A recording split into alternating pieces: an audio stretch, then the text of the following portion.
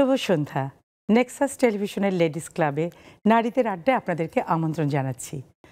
আজ ঈদের আমাদের আনন্দ হচ্ছে ঈদের শেষ দিন, সপ্তম দিন নেক্সাস টেলিভিশনের লেডিস ক্লাবের ঈদ আয়োজন এবং ইতি ইতি আমার ঈদ।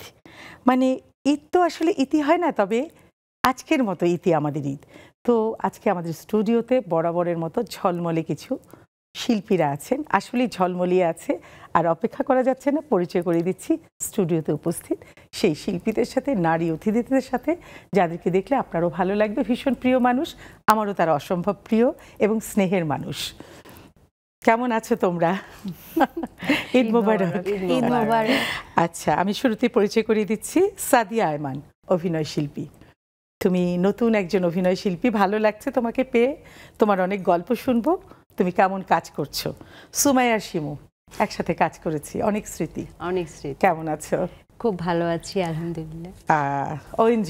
ঐন্দ্রিলা আহমেদ, সবাই অভিনয় শিল্পী, ভীষণ ভালো লাগছে।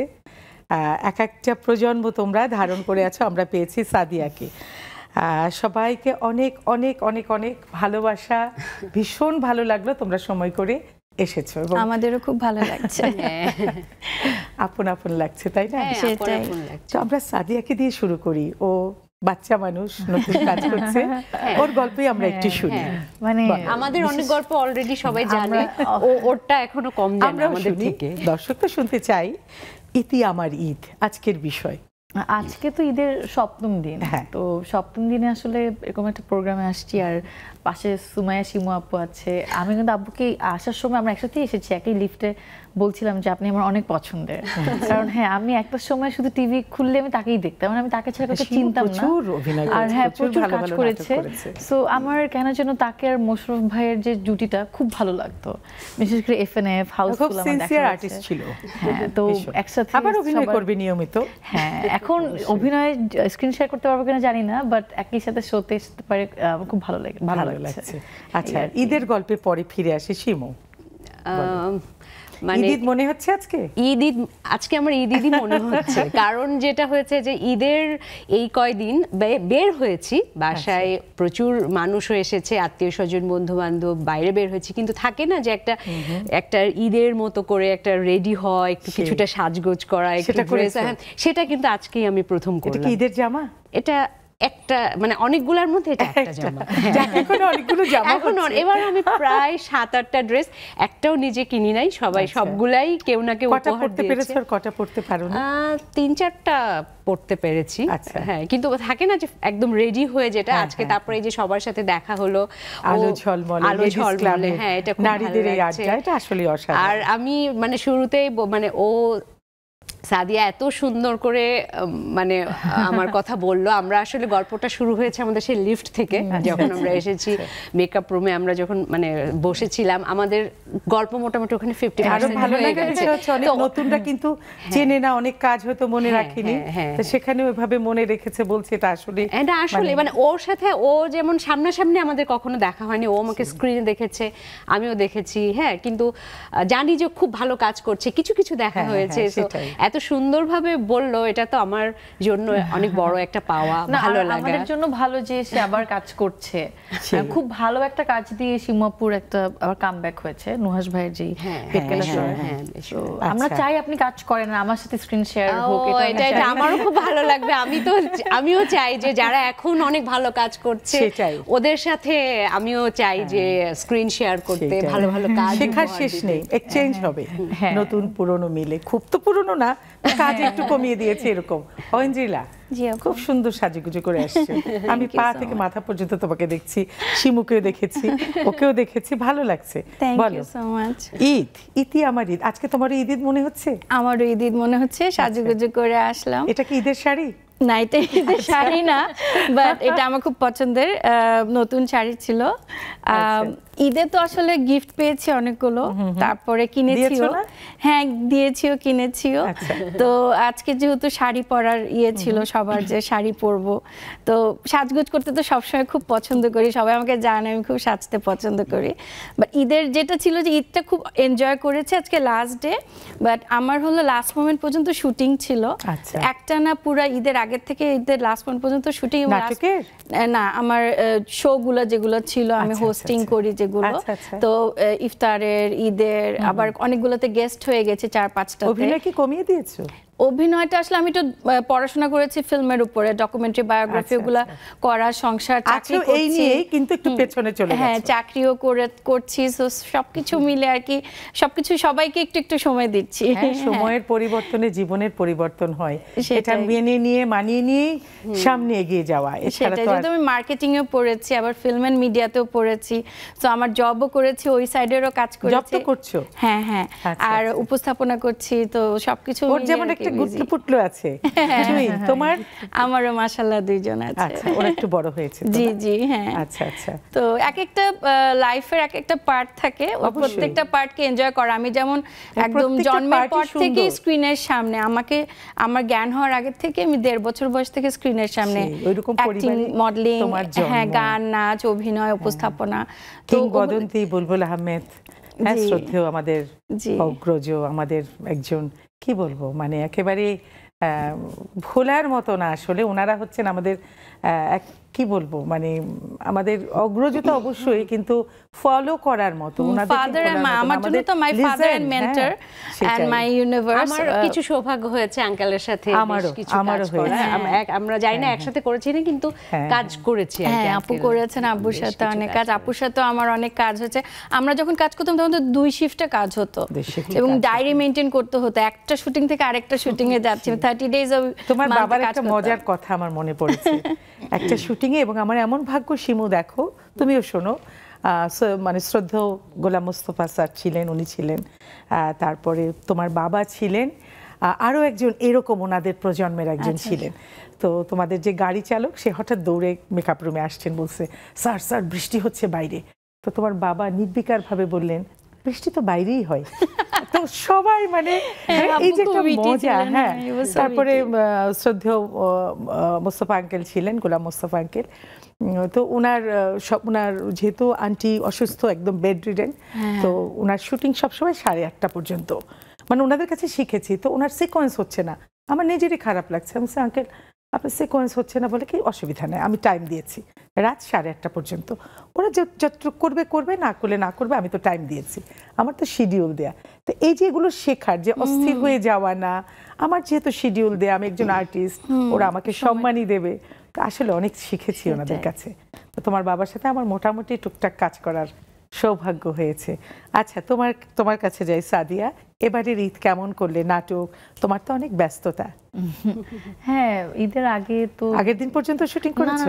না, এটা যখন আমি কাজ করা শুরু করেছি গত বছরে এমন গিয়েছে, ঈদের একদিন আগ পর্যন্ত। তোমার ওই ছবিটার কথাও কিন্তু একটু বলবে, কাজল রেখা। জি জি, অবশ্যই। তো এবছর একটু কাজ যেটা করেছি, যে 7 দিন হাতে রেখে কাজ শেষ করে, তখন একটু নিজের একটু কেয়ার করলাম, একটু শপিং করলাম। হ্যাঁ, একটু শপিং করলাম। হ্যাঁ, একটু কম কাজ এবার করেছি। আচ্ছা, এই আর কি, মানে তোমার ভালো লাগা থেকে যতটুকু করার। হ্যাঁ, আর গল্পের উপর একটু বেশি ফোকাস, তো এই জন্য একটু যতটুকু পেরেছি একটু বেছে কাজ করে। আর তোমার ছবিটার কথা একটু বলো। কাজল রেখা তো আমার একদম, তোমার ছবির কথা আমি শুনবো। এই যে তুমি আবার যে আসছো, ও আচ্ছা, হ্যাঁ নিশ্চয়ই, মজার স্মৃতি মনে করো। কাজল রেখা হচ্ছে আমার একদম শুরুর কাজ। আমি তখন শুধু বিজ্ঞাপনই করতাম। এরপরে আমার বিজ্ঞাপন করতে করতে একটা সময় আমার কাছে একটা সিনেমার জন্য কল আসছে, অডিশনের জন্য, যেটা হচ্ছে গিয়াসউদ্দিন সেলিম ভাইয়ের কাজল রেখা। তো আমি অডিশনে যাই, ওটা হয়ে যায় কাজটা আমার জন্য, বাট ওটা রিলিজ হয় আসলে। মানে এই যে হয়ে যায়, অডিশনে যাও, তুমি কি ভেবেছিলে? আমি অডিশনে আমি জাস্ট একটা কথা ভেবেছি, আচ্ছা আমি তো জানি আমি হব না, আর একটা সিনেমাতে তো অনেক আর্টিস্ট লাগে, হয়তো বা কোনো না কোনো একটা আর্টিস্টের জন্য আমাকে, মানে কোনো না কোনো চরিত্রের জন্য আমাকে, কিন্তু তুমি তো নাম ভূমিকায় ছিলে। হ্যাঁ, কিন্তু এটা তো আমি জানতাম না, আমাকে তো বলেনি। তো আমি ভাবলাম ঠিক আছে যাই, অ্যাটলিস্ট মনপুরা, সেই বিখ্যাত মনপুরার ডিরেক্টরকে আমি দেখতে পারবো, এইটা ভেবেই আমার যাওয়া। সত্যি এটা শুনে ভালো লাগলো। আমার আম্মু আমাকে বলছে যে না, তুমি এখনো ছোট, তুমি কিসের সিনেমা করবা, মাত্র বিজ্ঞাপন করছো, এটাই করো, সিনেমা করা দরকার নেই। তো আমি বললাম যে না, অ্যাটলিস্ট আমি দেখতে যাই অডিশনটা কিভাবে হয়, কারণ আমি তো সবসময় বিজ্ঞাপনের অডিশন দিয়েছি, আমি কখনো সিনেমার অডিশন দেইনি। তো ওখান থেকে যাওয়ার পরই হয়ে যায় বলতে, আমার কাছে এইটা একটা থাকে না, মানে কোনো রকমের প্ল্যানিং না, আমি নিজেও রেডি ছিলাম না এটার জন্য, এক্সপেকটেশন ছিল না, কিন্তু তোমার হচ্ছে যে যাই মানুষটার সাথে সেলিম ভাই মনে ভেবেই রেখেছে যে আমি ওকেই নিব, কারণ আমি যখন যাই আমার সাথে ছবি মিলাচ্ছে, লুক টেস্ট করালো, একটা স্ক্রিপ্ট দিলো, এটা পড়তে বললো, সিনটা পড়লাম, বললো তোমাকে আমি জানাবো। এরপর আমি আবার আরেকদিন যাই, আরেকবার লুক টেস্ট করায়, তারপর বললো তোমাকে আমি জানাবো, কাউকে জানিও না। আমি বললাম ঠিক আছে। পরে আমাকে ফোন দিয়ে বলে যে তোমাকে সিলেক্ট করা হয়, এই আর কি। তারপর তো আসলে কিন্তু রিলিজ হয় এটা গত বছর 2024, যার কারণে 2 বছর পর রিলিজ হওয়ার কারণে অনেকে ভাববে যে আমি পরে শুটিং করেছি, কিন্তু ওটা দেখলেও বোঝা যাবে আমি কতটা ছোট ছিলাম, একদম 22, যদি আমি এখনো ছোটই, তুমি এখনো ছোট, তখন একটু ছোট ছিল, আরেকটু বেশি ছোট ছিলাম, সব দিক দিয়ে ছোট ছিলে, তোমার অভিজ্ঞতা তোমার। বাট আমার মনে হয় চরিত্রের জন্য যেই থাকে ইনোসেন্সিটা দরকার ছিল, হয়তো আমি এখন করলে খুবই কেয়ারফুলি করতাম প্রত্যেকটা সিন, তার থেকে ওইটা ভালো, ওটা না বুঝে যা করেছে ওটাই সুন্দর অভিনয়। হ্যাঁ শিমু, তোমার যে আবার প্রত্যাবর্তন এত সুন্দর একটা কাজ নিয়ে, নুহাস ইয়াং এক ছেলে এবং আমাদেরও সে আরেকজন কিংবদন্তির সন্তান, এবং নুহাস নিজেও ভালো একজন, নিয়ে তোমার অভিজ্ঞতা বলো। আমার তো খুব ভালো অভিজ্ঞতা, মানে অসাধারণ অভিজ্ঞতা। মাঝখানে কিছুদিন কাজ করা হয়নি আমার, কিন্তু যেটা আমার মনে হয় যেখানে আমরা প্রত্যেকেই অভিনয় শিল্পী, আমরা জানি যে আমরা অভিনয়টাকে কত ভালোবাসি, কত মিস করি, যতই বলি আসলে মিস করি। করতে যদি না মনের কথা বলেছো, খুব মনের কথা, তো মানে করতে না পারার যে এটা একটা কষ্ট, ওটা আসলে কোনো কিছু দিয়ে মানে অন্য যত কাজই করি না কেন, যত ব্যস্তই থাকি না কেন, ক্যামেরার সামনে যখন আসি আমার মনে হয় যে আমি সব থেকে রিল্যাক্স, আমি সব থেকে ভালো থাকে না যে একটা ভালো লাগার যে সময়টা, বেটার ফিল করা, সেটা গুড ফিলিং। হ্যাঁ, তো যাই হোক, তো করা হয়নি, কিন্তু মানে মনে মনে চাইতাম যে আচ্ছা আবার একটু কাজ করি, এবং সেটা যদি একটা ভালো কিছু দিয়ে ফিরে আসা হয় তার একটা ভালো লাগা। তো যখন সবকিছু মিলে তারপর নুহাসের কাছ থেকে যখন কাজের মানে অফারটা পাই, তো অবশ্যই সেটা আমার জন্য মানে আরো বেশি ভালো লাগার ছিল, যে কাজ করতে চাই, প্রত্যেকে আমরা ভালো কাজ করতে চাই। তো কিছুদিন পর যেহেতু আবার কাজ করছি, তো নুহাসের মতো এরকম ও যেহেতু ইয়াংদের মধ্যে খুব ভালো কাজ করছে, আমরা সবাই জানি, অলরেডি নিজেকে প্রমাণ করেছে, তো সব মিলিয়ে যখন কাজটার অফার পেলাম, কাজটা মানে করতে যে আসলে আমি জানি যে আমাকে কতটা মানে ইয়ে করে ম্যানেজ করতে হয়েছে টাইমটা, কিন্তু যখন কাজটা আসলো প্রত্যেকে এত সুন্দরভাবে আমাকে কি বলবো ওয়েলকাম করলো, সহজ করে দিল, এইটা না তখন আর ওই কষ্টটা মানে আর মনে ভালোবেসে কাজটাকে তখন করা যায়। আপুর ক্যারেক্টারটাও এত সুন্দর ছিল, মানে এরকম মিউজিক্যাল ফিল্ম, এটা তো এটা বলা যায় একটা মিউজিক্যাল ফিল্মের মধ্যে ছিল, গানে গানে। এটা কিন্তু আমার তো খুব মনে হচ্ছে দেখতে হবে, আমরা কিন্তু আমি কিন্তু চাই এরকম ক্যারেক্টার করতে, যেমন আমার কাজল রেখা কিন্তু মিউজিক্যাল ফিল্ম ছিল, এরকম গানে গানে হেঁটে যাচ্ছি বাট গান গাচ্ছি, মানে মনের ভাষা গানে প্রকাশ করছি, তো ওরকম চাই আমরা ক্যারেক্টারটা প্লে করতে। কিন্তু আপনি কাম ব্যাক করেছেন এত সুন্দর একটা ক্যারেক্টার দিয়ে, লুক এত ডিফারেন্ট ছিল, মানে আমাকে আসলে সবসময় মানে আমাকে কখনো এভাবে যেভাবে দেখে বা বিভিন্ন সময় বিভিন্ন ক্যারেক্টারে দেখেছি, কিন্তু এই রকম লুকটা ডিফারেন্ট কেউ কখনো দেখেনি। তো আমি আসলে যখন আমার লুকটা যখন লুক সেট হচ্ছিল, শুটিং এর আগে লুক সেটের জন্য গেলাম, তো আমি আসলে কিছুই বলিনি, মানে আমি জাস্ট চেয়েছি যে আমাকে ডিরেক্টর ঠিক যেভাবে চাচ্ছে আমি নিজে থেকে, মানে কি বলবো যে আমি ইভেন অন্য শুটিং এ গেলে মেকআপের কিছু জিনিস নিয়ে যাই হয়তো বা কিছু, এখানে আমি কিছুই নেই না, আমি চুপচাপ জাস্ট পুতুল। আচ্ছা, মানে আমার লুকটা ওরা ইয়ে করেছে, বা ডিরেকশনের সময়ও আমি খুবই ডিরেক্টরস আর্টিস্ট, মানে যেভাবে চাই আমি চাই যে আমার কাছ থেকে বের করে নিক এক একজন ডিরেক্টর আমার মানে আমি দিলে তো হয়তো এক ধরনের একই রকম বলবো, যেখানে চ্যালেঞ্জ থাকে ওখানে ভালো লাগে কাজ করতে, যে হ্যাঁ আমার কিছু, যখন আমি চাই নাই যে আমি আমার মতো করে দেই, আমি চেয়েছি যে ডিরেক্টর আমার কাছ থেকে বের করে নিক ওর মতো করে। তুমি চেয়েছো ডিরেক্টর তোমার কাছ থেকে বের করে নিক। আমরা আবার ফিরে আসছি তোমার সাথে, এবং অঞ্জিনা তোমার পাশে আরেকজন পুতুল বসে আছে, ওকে সবসময় আমি পুতুল মনে করতাম, আসলেই হ্যাঁ খুব আদর আদর। একটা ছোট্ট বিরতিতে যাচ্ছি, ফিরে আসছি, শিমু তোমার বাকি কথা এবং অঞ্জিলা সবার সাথে একটা আড্ডা হবে, ছোট্ট একটা বিরতিতে যাচ্ছি, এই আড্ডা শেষ হবে না, খুব শীঘ্রই ফিরে আসছি।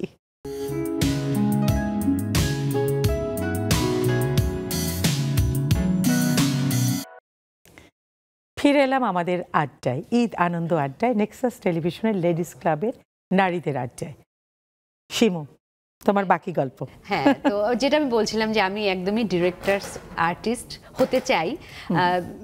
যেটা বলছিলাম যে আসলে আমি যদি আমার মতো করে বলি তো একটা মানুষের আর কতটাই ভ্যারিয়েশন থাকে, তাই না? আমি হয়তো কাছাকাছি হবে, খুব একটা ভ্যারিয়েশন থাকে না। আমি চাই যে সব সময়, বা আমি চেয়েছি যে মানে একজন ডিরেক্টর আমার কাছ থেকে আমার যতটা অভিনয় ক্ষমতা আছে ভেতরে, আমি জানি না, সেটা একজন ডিরেক্টর যেন ভেতর থেকে বের করে নিয়ে আসে। এটা খুব ভালো বলেছে। অনেক সময় কিন্তু অনেক ক্ষমতা জানি না, বা তুমি ঠিক করেছো এভাবে, ডিরেক্টর যখন বললো যে আপা আপনি এটা বা এরকম করেন, তখন তুমি দেখলে কি যে না তাই তো, এটাই তো ভালো, ওটা হেল্প একটা চ্যালেঞ্জ থাকে, তো তখন ওই কাজটা করতে তো এই মানে এই কাজটাতে পেটকাটা শো সিজন 2 যেটা আমি করলাম বেসুরা, এটাতে যেমন আমি একদমই মানে কিছুই করিনি, মানে আমার নিজের থেকে কস্টিউম থেকে শুরু করে লুকটা যেভাবে বলেছে, অ্যাক্টিংটাও আমি চেয়েছি যেভাবে ডিরেক্টর মানে যেভাবে আমার ওটিটিতে কাজ করলে এই আরামটা, অসহায় বলে না যে ওটিটি বা কোন প্ল্যাটফর্মে কাজ করতে আপনারা স্বাচ্ছন্দ্য বোধ করেন, ফিল্ম বা ওটিটিতে এই কস্টিউম মেকআপ এগুলোর ঝামেলা চিন্তা নেই, এগুলো সব ওটিটিতে কাজ করেছো? আমার অনেক অফার এসেছে আপু, কিন্তু ওই যে বললাম যে আমার মানে সংসার, চাকরি, ডকুমেন্টারি, আমি কিন্তু মাঝখানে 12 ইয়ার্স পরে ব্যাক করেছিলাম, কাম ব্যাক করেছিলাম। এবং সেদিন ওই অপূর্ব বলেছিল যে তুমি তো একদম পুরো একদম ইয়ে করে ফেলেছো ভূমিকম্পের মতো, কারণ 50টা পোর্টালে তোমার কাম ব্যাকের নিউজ এসেছে 2017-এ।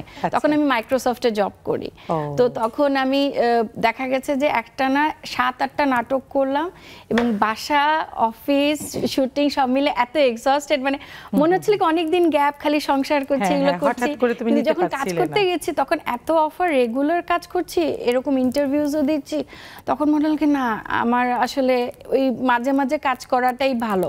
এবং এখন যখন অফারগুলো আসে তখন দেখা যায় কি যে ওই একটানা যে একটা শুটের দিতে হবে, ওটিটির অফার আসছে বা মুভির অফারগুলো যখন আসে তখন তো মানে একটানা একটা শিডিউল দিতে হবে। তো এতটা ছুটি নেওয়া বা সংসার থেকে বের হয়ে যাওয়া, বাচ্চাদের পড়াশোনা, স্কুল, হ্যাঁ তোমার আদার কাজগুলো আছে, হ্যাঁ, কিন্তু আমার যেটা হচ্ছে যেমন ডকুমেন্টারি করেছি যখন, করে না একটু অভিনয় করি, খুব ইচ্ছা করে আপু, এটাই সবাই জিজ্ঞেস করে যে মিস করো না, হচ্ছে মিস তো করবে, কারণ এটা আমার রক্তে। প্লাস আমি মানে জ্ঞান হওয়ার পর থেকে অভিনয়, নাচ, গান, অভিনয়, এটাতেই আমার বড় হওয়া। মানে আমি গল্প করি যে নর্মাল চাইল্ডহুডটা পাইনি। নর্মাল চাইল্ডহুড যেটা থাকে, মানুষের স্কুল করে, বাসা করে, পড়াশোনা শেষ। আমি স্কুল থেকে এসে রেডি হয়ে নাচের রিহার্সালে যেতাম, ওইখান থেকে টিভি শুটিং এ যেতাম বা টিভি রিহার্সালে যেতাম, ওইখান থেকে গানের প্রোগ্রামে যেতাম, মানে ঘুরছি খালি সারাদিন। এখন মনে হয় যে ওই সময়টা অনেক দাওয়াতে যেতাম না, অনেক ফ্রেন্ডদের বার্থডে, ওরা কনসার্টে যাচ্ছে, এগুলো সব মিস করতাম, ওই লাইফটা মিস করেছি পুরো। আসলে বলে না নদীর এপার কহে ছাড়িয়া নিঃশ্বাস, ওপারে এই যে আমরা ওর সাথেই গল্প করছিলাম এই বিষয়গুলো নিয়ে, মানে সেটে আসার আগে, যে আগে যখন আমি অনেক কাজ করতাম যেটা এখন ওরা করে, ঠিক আছে, এখন তো আর আমি এত কাজ করি না, একটা টাইম থাকে, ফেস থাকে, এখন সংসার, বাচ্চাটা, তো তখন আমি বলছিলাম যে ও বলছে যে আপু আপনারাও কি এরকম ইয়ে করতেন কত জানছে, যে হ্যাঁ তোমরা বলে কি এটা বোধহয় কাউকে শিখাতে হয় না, এখন তো একটা টাইম মেইনটেইন হচ্ছে, তখন অনেক রাত হতো। হ্যাঁ, তারপর আমার একদম বলা ছিল যে আমি 11টার বেশি কাজ করব না, বাসায় চলে আসবে। আব্বু খুব স্ট্রিক্ট ছিল যে যত সকালে ডাকো যাবো, এটা আমি এখনো বলি সব ডাইরেক্টরদেরকে, যে যতই 15 ইয়ার্স ধরে আমি বলছিলাম যে কুকিং শো করছি, তো আমি কিন্তু কুকিং শো নিয়ে বলো 15 ইয়ার্স ধরে করছো? 15 ইয়ার্স, হ্যাঁ, এটা খুব একটা নিউজ হলো খুব সুন্দর করে 15-16 একই কুকিং শো। একই না আপু, আমার শুরু হয়েছিল 2010 এ, তখন আমার ছোট পিচ্চি আর কি, 15 ইয়ার্স, হ্যাঁ, তখন চ্যানেল আইতে ওইটাই ফার্স্ট সেলিব্রিটি শো, যেটা একসাথে 7টা চ্যানেলে দেখাতো, সেলিব্রিটিরা আসতেন রান্না করতে। ওইটার পরে এটিএন এ করলাম, এসএটিভি করলাম, তারপরে নাগরিকে করলাম, বাংলাভিশন একটানা 4 বছর করলাম, আর বিটিভিতে এবার করেছি, আর জিটিভিতে সব ঈদ এবং ইফতার স্পেশাল। তো এভাবে আমার মানে দেখা যাচ্ছে ওইটা আমি রেগুলার করতে পারি, কারণ ওইটা আমি উইকেন্ডে রাখতে পারি, ওনারা আমার টাইম অনুযায়ী, হ্যাঁ টাইম অনুযায়ী। কিন্তু নাটকে তো একটানা বা মুভিতে একটানা দিতে হবে, হ্যাঁ টাইমও ফিক্স থাকে, এবং ওদেরকে আমি বলে দিই যে আমাকে যত সকালে ডাকো আমি চলে আসবো, বাট রাত করতে পারবো না। ডকুমেন্টারিটা আবার তোমার মাথায় আসলো? ও ডকুমেন্টারিটা আপু করেছিলাম আমি তো ফিল্ম এন্ড মিডিয়াতে যখন মাস্টার্স করি, তখন আমার বাবা সম্বন্ধে আমাকে পড়ানো হচ্ছে ক্লাসে, বাংলাদেশের লেজেন্ডদেরকে নিয়ে। হ্যাঁ, তখন ববিতা আন্টি, আব্বু, তো সবাই আমাকে জিজ্ঞেস করছে। এবং আমাদের একটা সময় ছিল আমাদের প্রোডাকশন করতে হবে, স্ক্রিপ্টিং করা, প্রোডাকশন করা। তখন আমার মনে হলো যেহেতু আব্বুর কারণে আমার মিডিয়াতে পদার্পণ, যদিও আমার যদি যোগ্যতা না থাকতো অনেক স্টার কিডদের মতো আমিও হারিয়ে যেতাম, কিন্তু আমাকে তাহলে এতগুলা কাজ করার সুযোগ আসতো না। কারণ আমি একটা না 25টা অ্যাড করেছি ওই সময় বম্বেতে গিয়ে লাক্স ছাড়া, আর আমার অ্যাড ছাড়া আমরা ফেয়ার অ্যান্ড লাভলি, তারপরে ক্যামেলিয়া করলাম, অ্যারোমেটিক করলাম, এগুলো সব তখন করেছিলাম। ওই যে ক্রেজের টাইমটা, ওই সময় তো আমি কয়েকদিন আগে জিজ্ঞেস করছিল যে আপনি কি প্রিভিলেজ? এখন ওরকমই আছে, ওরকমই গুলু গুলু। থ্যাংক ইউ, মাশাআল্লাহ, আলহামদুলিল্লাহ। তো দেখা গেছে যে ওই সময় ফেসটা যেটা আছে যে কাজের প্রথম অফারটা যখন আমি ধরেন রিয়াজউদ্দিন বাদশার আঙ্কেলের আব্বুর অফিসে গেল, বা দোলা নাটকটা যখন প্রথম আমার ক্লাস 1-এ করা, তখন বরকতুল্লাহ আঙ্কেলের অফিসে আব্বু গেছে বিটিভিতে। হ্যাঁ হ্যাঁ, কত সুন্দর না ওই স্মৃতিগুলো। তো বলছে যে বুলবুল ভাই একটা বাচ্চার ক্যারেক্টার আছে, ওকে বসিয়ে দেই। হ্যাঁ, তো ওই এক্সপ্রেশনটা নাকি এত ভালো ছিল, 1 ঘন্টা পরে বলছে আচ্ছা ওই রোল, ওই সিকোয়েন্সটা আবার করব, তুমি ওরকম করতে পারবে? তো আমি নাকি ওইটাই করেছিলাম। তখন বলছে ও তো বাঘের বাচ্চা, ওকে একটা রোলই বানিয়ে দেই। হ্যাঁ, ক্যারেক্টারটা তোমার বড় হয়ে গেল, ভালো করে সব জায়গায় ডাকছে, অফার আসছে, করে গেছি। কিন্তু এখন যেটা হয়েছে যে মনে হচ্ছে ওগুলা তো করা হয়েছে, এখন বাসায় আমাকে দরকার, আমার বাচ্চারা আমাকে দরকার, আমার সংসার আমাকে দরকার।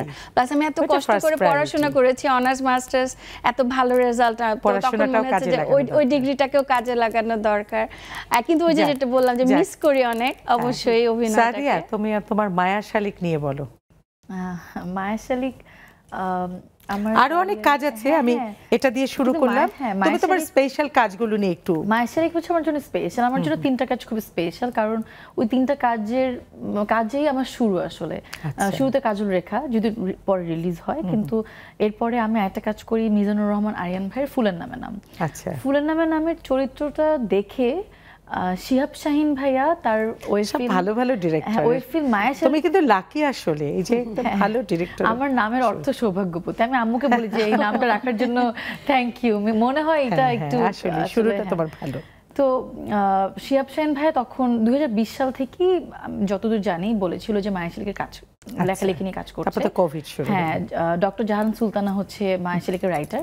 তো জাহান সুলতানা আপু হচ্ছে আমার ফুলের নামের নামটা দেখে, তখন সে হচ্ছে আমাকে মায়া শালিকে শাহিন ভাইয়াকে বলে যে এরকম একটা মেয়েকে দেখলাম নতুন কাজ করছে, আমার মনে হয় ও সারা ক্যারেক্টারের জন্য পারফেক্ট।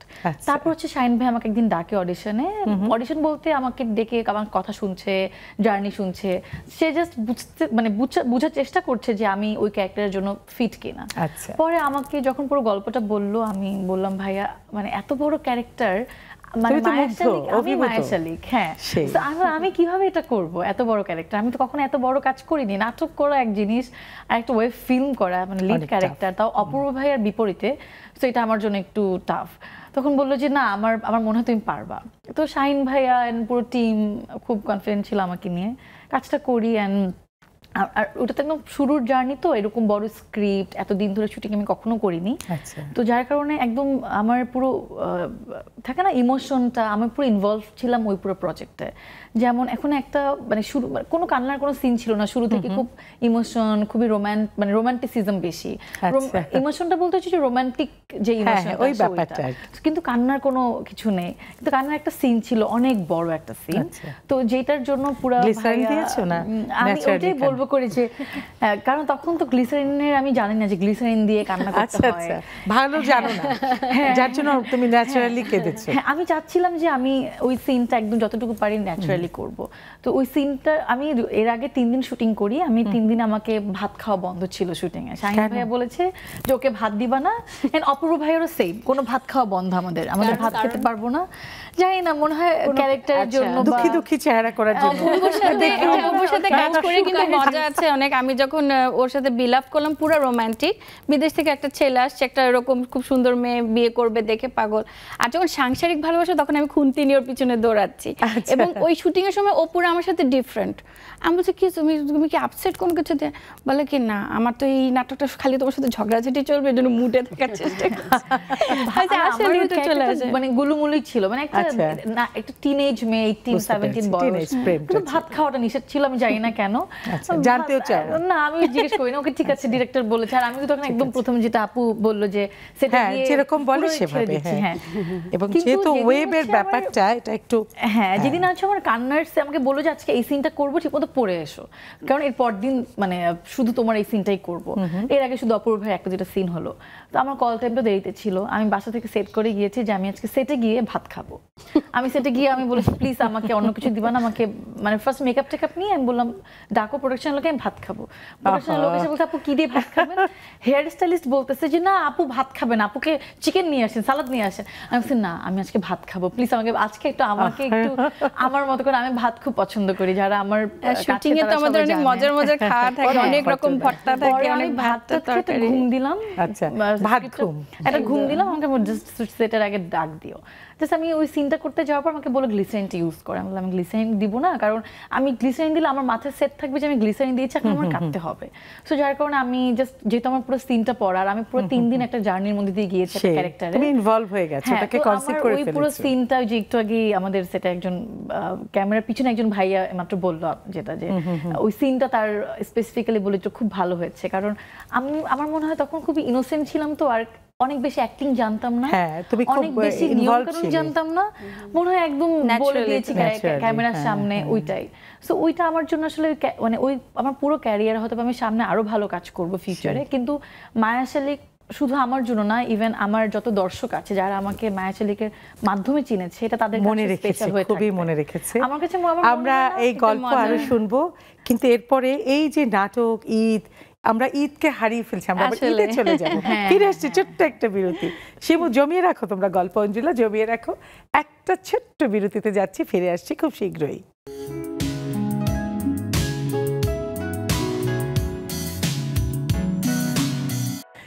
ফিরে এলাম একটা ছোট্ট বিরতির পরে। গল্প তো শেষ হবে না, কিন্তু গল্প তো শেষ করতেই হবে। ঈদের আমেজ আসলেই রয়ে গেছে। শিমু বলো ঈদের, আচ্ছা হ্যাঁ, ঈদ আসলে লাইফের এক একটা সময় এক এক রকম ঈদের মানে ফেজ যেমন যায়, ঈদের খুশিও চেঞ্জ হয়। একদম ছোটবেলায় যদি বলি সেটা ছিল একটা একরকম, যে তখন কাউন্ট করতাম যে কয়টা মানে ড্রেস হচ্ছে, কে কে দিচ্ছে, ওগুলো লুকায় রাখা, ঠিক আছে, ড্রেসও আমরা জুতাও বিছানায় রেখে দিতাম, কাউকে দেখানো যাবে না, এটা সব বাচ্চারাই করে, আমরাও করতাম। কয়টা হলো আমার অন্য ফ্রেন্ডের কি আমার থেকে বেশি ড্রেস হয়ে গেল কিনা, আমাকে কম হয়ে যাচ্ছে কিনা, এইটা যেমন বিষয় ছিল তখনকার আনন্দ। আমাদের এই গল্পগুলো আসলে ওই সময়। তারপরে মাঝখানে যেই কাজের যে আমার একটা লম্বা, মানে আমি তো কাজটা শুরু করেছি আসলে অনেক আগে, আমি যখন অলমোস্ট ইন্টারমিডিয়েট কমপ্লিট করার ওই সময়টা থেকে। আমার মনে আছে তুমি স্টুডেন্ট ছিলে, জি জি, তুমি খুব ভালো স্টুডেন্ট, হ্যাঁ এটাও মনে আছে। তোমার সাথে আমার যখন প্রথম নাটক, তোমার প্রথম দিককারই হয়তো ওটা সেকেন্ড নাটক হতে পারে, এরকমই আমার মনে আছে। আপু আপনি মিস করেন না? আপনি অভিনয় খুব মিস করি, এবং কষ্টটা কোথায়, ওই যে যদি ক্যারেক্টারগুলো ঠিকমতো না বলে, করতে চাই কিন্তু ক্যারেক্টারগুলো যদি পছন্দ না হয়। আমার এক্স্যাক্টলি আমি করতে চাই, কিন্তু আমার ওই ক্যারেক্টারটা মনে হচ্ছে না যে আমি এখনো পেয়েছি, যেটা আমি করিনি আগে, বা যেটা করার আমার একটা স্বপ্ন একটা হয় না, যে এখন অনেক কিছু দেখি, কাজ অফার আসে, পরেও দেখি ওই মুভিগুলো দেখাচ্ছে টিভিতে বা ওটিটি দেখাচ্ছেন বা নাটকগুলো দেখাচ্ছে, বাট আমার ওই যে একটা চাওয়া যে আমি এই ক্যারেক্টারটা হলে মানে আমার তোমাদের তিনজনকেই বলছি যে আমাদের এখানে ম্যাচিউরড ক্যারেক্টারগুলো এখন আর লেখে না, মানে ফ্যামিলির যে বাবা মা, দাদা দাদি, নানা নানি, বা বড় ভাই ভাবি, বড় বোন, এই যে এগুলো তো একটা ফ্যামিলির, সোসাইটির প্রত্যেকেই তো একটা প্রতিনিধি।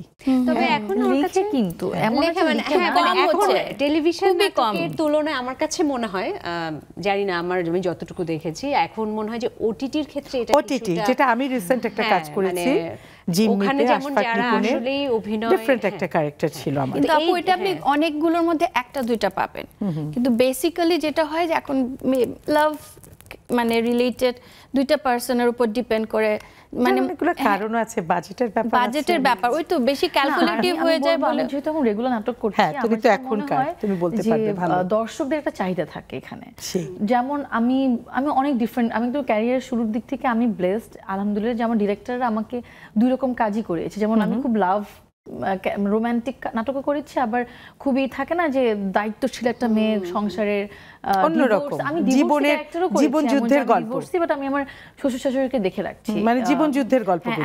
এমন একটা তুমি চাই নাটকের নাম, এটা মনে হয় মানুষ এত পছন্দ করেছে, আমি খুবই অবাক হয়েছি যে এই টাইপের গল্প যখন কাজটা করি তখন আমি ভাবছিলাম মনে হয় এই কাজটা মানুষ হয়তো আমার অভিনয়টা অ্যাকসেপ্ট করবে না, কারণ আমি ছোট একটা মেয়ে, এত ভারী একটা চরিত্র যে যার ডিভোর্স হয়ে যায়, সে হচ্ছে আবার মানে একটা সংসারকে সামনে রাখছে। সো এরকম মানুষ যদি অ্যাকসেপ্ট না করে, দেখলাম মানুষ খুব পছন্দ করে এগুলো, আসলে মানুষ খুবই অ্যাকসেপ্ট করে। এই অভিনয়গুলোই আসলে তোমাকে দীর্ঘদিন মানুষের মধ্যে বাঁচিয়ে রাখবে, যেটা আমি কিছুটা প্রমাণ, যদিও আমি এখনো যে মেয়েপাদের মতো অনেক বছর হয়ে গেছে সেটা না, তার থেকে অনেক কম আমার অভিনয়ের সময়, তারপরও তুমি অনেক ভালো ভালো কাজ করেছো। জি, যেটা যে ও বলছিল যে ডিফারেন্ট টাইপের ক্যারেক্টার, আমি কিন্তু যারা আমার অভিনয় দেখেছে একটু খেয়াল করলে দেখবে যে আমি কিন্তু অনেক ডিফারেন্ট টাইপের ক্যারেক্টার করার চেষ্টা করেছি, এবং আমার অনেক দর্শক প্রিয় অনেক ক্যারেক্টার আছে যেগুলো মানে গ্ল্যামারাসি যে ক্যারেক্টারগুলো ছিল সেটা কিন্তু না, মানে বরং ওই ক্যারেক্টারগুলোই দর্শকপ্রিয়তা পেয়েছে। খুবই অবাক লাগে যে এত আগের কাজ ওরা কিভাবে মনে রেখেছে। আচ্ছা, আমাদের জুমের বন্ধুরা এসেছে, জাস্ট তোমাদের দেখে তারা আরো ভীষণ খুশি, ভীষণ খুশি। আচ্ছা, আসসালামু আলাইকুম। আজকে আমাদের এই যে কি বলে ইতি আমার ঈদ, আজকে আপনাদের কোনো প্রশ্ন আমি করব না, আপনাদের কার কার কি প্রশ্ন করা মানে মন জেগেছে, আমাদের এই তিন অতিথি ভীষণ মিষ্টি জনপ্রিয়, হ্যাঁ আপনারা সেই প্রশ্নগুলো রেডি করে রাখেন, একটু গল্প করে আসছি আপনাদের কাছে। ওনারাও খুব মিষ্টি হেসে হাসি মুখে ওয়েট করছেন। না না, নেক্সাস লেডিস ক্লাবের এরা একেবারে নিয়মিত, সারা দিনের কাজ, এই যে রোজার মধ্যেও এই সময়টা তারা বের করে, তারা ভীষণ এনজয় করে, এবং আমারও এমন হয়েছে আমি মিস করি তাদেরকে না দেখলে। হ্যাঁ, ভীষণ মিস করি আমি। এটা খুবই ইন্টারেস্টিং লাগলো আমার কাছে, কারণ আমরা অনেক ধরনের প্রোগ্রামে যাই কিন্তু সরাসরি হ্যাঁ অনেক জায়গায় হয় হয়তো ফোন আসে যাই করছে তা সে হয়তো দেখতে পাচ্ছে, কিন্তু সরাসরি এভাবে দেখা শুধু তা না, দেখবা তোমাদের সবার সম্পর্কে সমস্ত লেটেস্ট নিউজ তারা জানে, হ্যাঁ, এবং সমস্ত কিছু তারা জানে। হ্যাঁ অঞ্জলা, তোমার সাথে একটু কথা বলে একটু যাই, ওদের আগ্রহে অপেক্ষা করছে তারা। আপনারা প্রশ্ন রেডি করে রাখুন। প্রথমে কার কাছে আসছি বলছি, অঞ্জলা একটু বলো কিছু, ঈদের ব্যাপারটাই বলো। হ্যাঁ, ঈদের যেটা তো ছোটবেলায় তো অনেক মজার ঈদ হতো, আপু যেটা বলছিলেন যে আমরা কে কতগুলো জামা বানাচ্ছি, কি কি ডিজাইন, দর্জির দোকানে যাওয়া, এবং ভাই বোনেরও একটা রেশারেশি ছিল বা কার বাজেট কত দিচ্ছে। হ্যাঁ, আর তারপরে আমার হচ্ছে আমার বোন ও বাইরে যাবে যখন ফ্রেন্ডদের সাথে ঘুরতে, ও আমাকে নিবে না সাথে, ঠিক আছে, আমাদের আবার আম্মু নিয়ে সব শপিং হতো, আর আমি যাব, আর আম্মা কেন ওকে নিয়ে যাবি না, ওকে সাথে নিয়ে যা, আর সে ভীষণ রাগ, আমার মনে হয় দু একটা মায়েরও দিত। আমি আমার কোনো কাজিনের সাথে যেতে যেতাম না, আমি শুধু আম্মুর নাকি আঁচল ধরে, মানে ওড়না পড়তো, ওড়না ধরে ধরে। তুমি আমার মতো। আমাদের আবার আব্বু আমাদেরকে সব, যেটা জিজ্ঞেস করছিলেন আপনি আমাকে, আব্বু আমাদের শপিং এ নিয়ে যেত।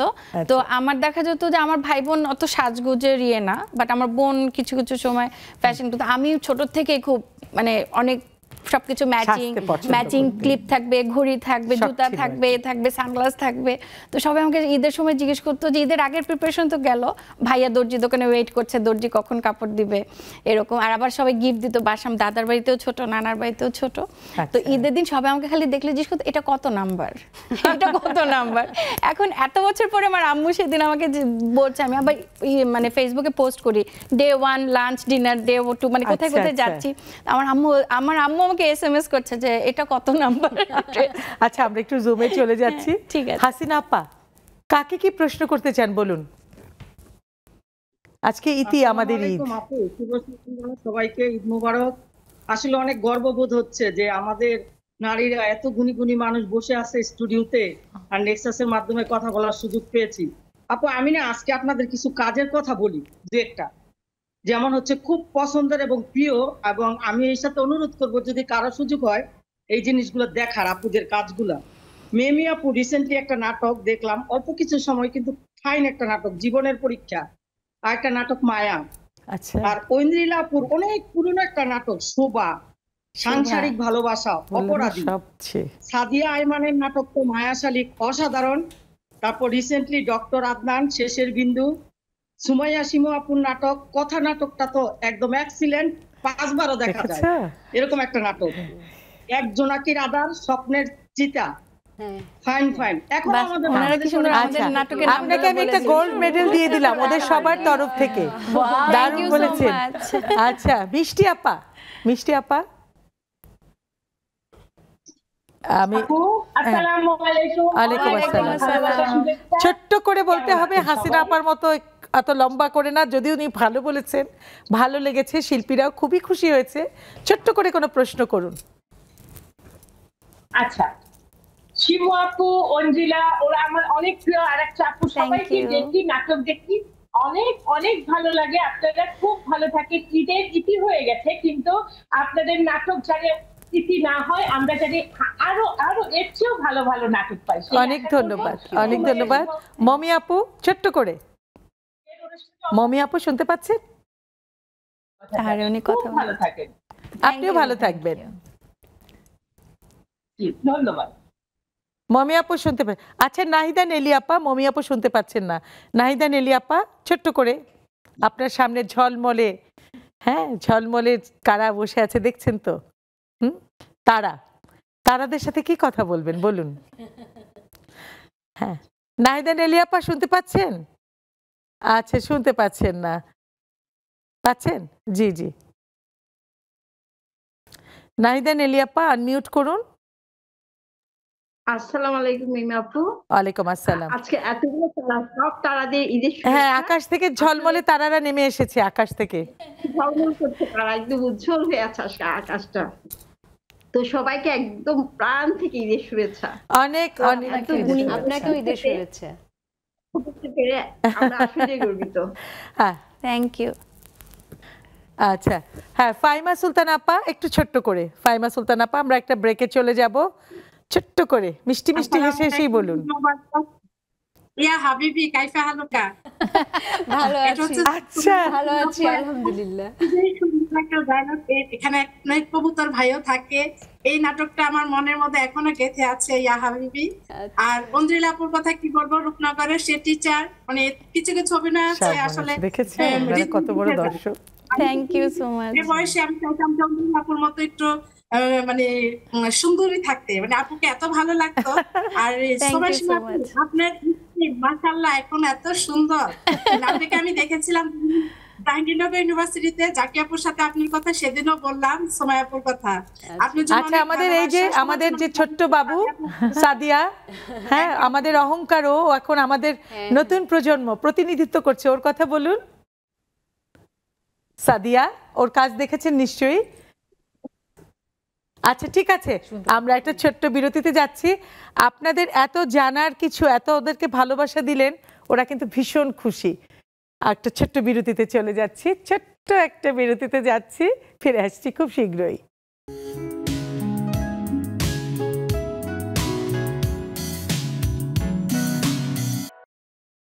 ইতি আমার ঈদ, নেক্সাস টেলিভিশনের লেডিস ক্লাবের ঈদ আয়োজনের আজকে আমাদের ইতি, কিন্তু রেশটা রয়ে যাবে। এই ইতি এবার হবে, কিন্তু আবার শুরু হবে আমাদের ঈদ আনন্দ। শিমু তোমার একটা গল্প খুব শোনার আগ্রহ, দর্শকদেরও আমারও, তোমার দুপাশে যারা বসে আছে তাদেরও, জুমে যারা আছে তাদেরও। সেটা কি জানো? তোমার যে টুইন বেবি, ওদেরকে নিয়ে একটু গল্প করো। আচ্ছা মানে ওদের গল্প, ওদের এই ঈদ কি এটা সেকেন্ড? এটা সেকেন্ড, হ্যাঁ হ্যাঁ হ্যাঁ মানে হ্যাঁ এটা সেকেন্ড ইয়ে। তো যেটা ওদের গল্প আসলে তো ঝুড়ি ঝুড়ি গল্প, এত অল্প সময়ে তো তারপরে যতটুকু শুনছিলাম সাদিয়া বলছিল যে টাইমিংটা, তুমি কিছু প্লাস মাইনাস পয়েন্ট বলছিলা যে খাওয়ার টাইম বা আসলে এটা, হ্যাঁ যেটা হয় ঈদের বিষয়টা, ঈদের যেহেতু প্রোগ্রাম, ঈদেরটা ইয়ে বলি যে আগে একটা সময় যেটা ছোটবেলার কথা বলেছি, মাঝখানে যে একটা দীর্ঘ আমার ক্যারিয়ার, যে সময়টা যেটা ওই যে আমরা গল্প করছিলাম যে তখন আসলে কাজ কাজ আর কাজ, মানে 15-20 বছর কোন দিক দিয়ে লাইফে চলে গেছে মানে এটা আমি জানি না আর কি। তো ঈদের 2 মাস যখন ঈদের কাজ করতাম, ঈদের দেখা যাচ্ছে 15 মানে 2 মাস আগে থেকে দেখা যাচ্ছে শুটিং করে রাত ভোর 5টায় বের হয়েছি, মানে বাসায় এসেছি, পরদিন হয়তো আমার অন্য কাজের শুটিং, ঢেলে কস্টিউম, আবার নতুন নাটক রেস্ট এরকম করছি। ঈদের দিন দেখা যাচ্ছে আমি ঈদের দিন দুপুর 12টা পর্যন্ত হয়তো ঘুমাচ্ছি, আম্মা চিৎকার করছে ঈদের দিন কেউ 12টা পর্যন্ত ঘুমায়, ভাগনা ভাগ্নিরা কোনো শপিং করতাম না, শপিং করতাম না কারণ সময় পেতাম না। তো হ্যাঁ, কারণ এক একটা নাটকের কস্টিউম এক এক রকম, তো দেখা যাচ্ছে মেইন থাকতো তখন। এসে আমি ও এখন সেটা, হ্যাঁ ওর এখন সেই ফেজটা যাচ্ছে, ওর সেই টাইমটা যাচ্ছে, সাদিয়া শিখাটা এমনি হয়ে যায়। এটা আসলে এমনি আরেকটা খুব মজা লাগতো যে যেহেতু অনেক কাজ করা হতো, দেখা যাচ্ছে এক একটা ঈদে 15 থেকে 20টা নাটক দেখা যাচ্ছে। তো আমার যেটা খুব ইয়ে লাগতো যে ঈদের তো 7 দিন 8 দিন, আমি জানি না এখন কি আরো বেড়েছে কিনা ঈদের বাচ্চাদের কথা, দেখা যাচ্ছে যে ঈদের প্রথম মানে 3 দিনের মধ্যে আমার সব কাজ শেষ, এবং দেখা এই চ্যানেলে একটা ওই চ্যানেলে একটা খুব ভালো লাগতো। ঈদের দিন গেস্ট আসছে বা দুপুরে খেতে বসলাম, তখন মানে ইয়ে হচ্ছে নাটক দেখাচ্ছে। তো তখনকার ঈদ ছিল, আর এখনকার ঈদ হচ্ছে একেবারেই পুরা বাচ্চা কেন্দ্রিক হয়ে গেছে। মানে যখন থেকে বাচ্চা হয়েছে আসলে ওরা, এখন আমি অপেক্ষা করি ঈদের দিন কখন ওরা ঘুম থেকে উঠবে, ওরা কি একটু আগে উঠবে কিনা, ওদের জন্য একই রকম যেহেতু টুইন বেবি একই রকমের ড্রেস পাঞ্জাবি কেনার চেষ্টা, হ্যাঁ ওদের জন্য পাঞ্জাবি এবং ম্যাচিং করে টুপি, এবার তাদের নানু তাদেরকে ম্যাচিং ড্রেস কিনে দিয়েছে। নানি দাদিদেরও কিন্তু অনেক এক্সাইটমেন্ট থাকে, তাদেরকে পড়ানো, তাদেরকে একটা ছবি তোলা মানে প্রেসার উঠে যাওয়ার মতো অবস্থা, মানে একটা এদিকে দৌড় দেয় আরেকটা এদিকে দৌড় দেয়, কিন্তু খুব শখ লাগে যে ওদের সাথে এভাবেই আসলে এবার এখনকার ঈদগুলো। সাদিয়া, খুব ছোট করে আমরা একদম শেষ পর্যায়ে এই যে ঈদের ব্যাপারটা এবং তোমার নাটকের ব্যস্ততা, এ কালার সে কাল তোমার, আমার খুব বেশি চেঞ্জ হয়নি কারণ আমি এখনো ছোট। আমার হয়তো যখন বাচ্চা কাচ্চা হয়ে যাবে তখন না, কিন্তু তোমার ওই সময় ঈদ আর এই যে নাটক, ছোটবেলায় যেটা হতো যে ফ্যামিলিতে, আমি যৌথ ফ্যামিলিতে বড় হয়েছি, তো যৌথ ফ্যামিলিতে অনেক মানুষ, 25-30 জন মানুষ দেখতাম, সবাই খুব ব্যস্ত, মা চাচিরা রান্না বান্না করছে, হুলস্থুল অবস্থা। ঈদের রান্নার কিন্তু একটা মজার আয়োজন থাকে, মজা লাগতো, মানে সব কাজিনরা ঈদের আগের দিন মেহেদি দেওয়া। এখন এটা দেখার সুযোগটা কম পাচ্ছে। এখন হচ্ছে এটা হয় না, এখন কাজ করি, কাজটা আসলে ফ্যামিলির মতো সব। আগে যেটা হতো যে বাসা সবার সাথে সেহরি একসাথে করা, তারপর হচ্ছে ইফতার একসাথে করা, ইভেন এখন তুমি সবাইকে দিচ্ছ, উপহারও দিচ্ছ। হ্যাঁ, এখন সেটা শুটিং এ হয়, আগে তো প্রচুর গিফট পেতাম। এখন দেখা যাচ্ছে যেটা করতে হয় যে গিফট পাই, কিন্তু গিফট দিতে হয় বেশি।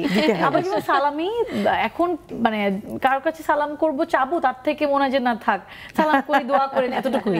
আগে তো হাত পাততাম, এখন আর হাত পাতা হয় না, এখন সালামি দিতে হয়। আগে যেমন আমরা সালামির জন্য কোন বাসায় সালামি দিব, ওই বাসায় যে জন্য একটা আগ্রহ থাকে, সালাম করে এসে হাত পাতে ওদেরকে দিতে হয়। জানি তুমি একটা ভালো, তুমি ইনশাআল্লাহ ইনকাম করছো, তুমি আরো বেশি সালামি দিতে পারো, এটাই দোয়া করি। আমাকেও দিও কখনো, আমি এখন অনেক সালামি পাই, মানে আমিও পাই। ঈদের 7 দিন আমাদেরকে তো আপনি সালামি দিবেন, প্রথমে দোয়া দিয়ে দিব, ভালোবাসা দিব, তারপর সালামি। আমি এখনো পাই, এখন আব্বুটা তো পাই না, কিন্তু আমার ভাই বোন, দুলা ভাই, আম্মু এদের সালামি পাই। কিছু কাজিনসরা আছেন, দুলা ভাইরা আছেন, ওরা সালামি দেয়, তো আমার খুব ভালো লাগে এখনো।